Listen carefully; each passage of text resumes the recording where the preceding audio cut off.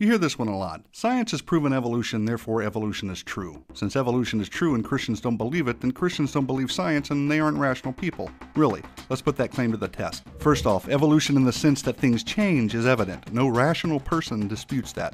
Therefore, rational Christians believe it.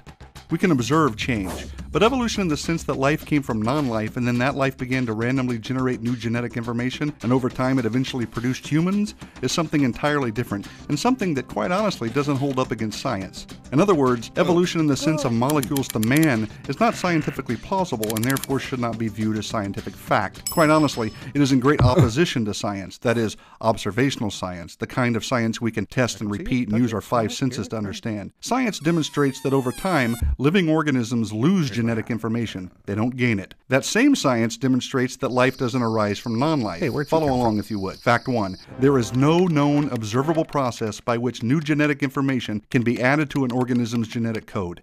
None. That pretty much refutes evolution right away because there's no way to go from a fish to an amphibian without adding new information, right? If living organisms cannot produce new genetic information, how can anything gradually change into something of higher intelligence or form or complexity?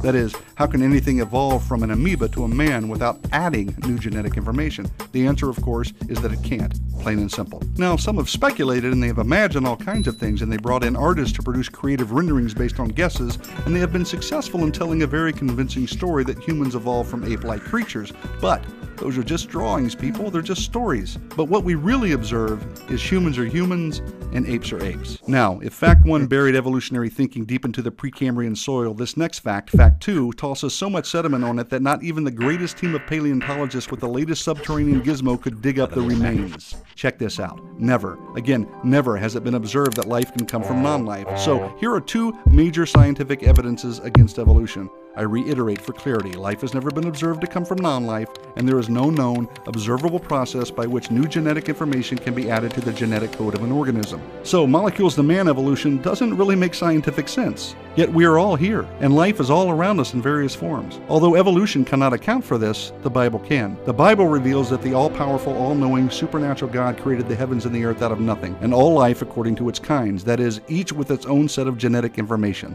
So, again, what the Bible reveals makes sense of what we see and understand. Evolution does not. Enough said.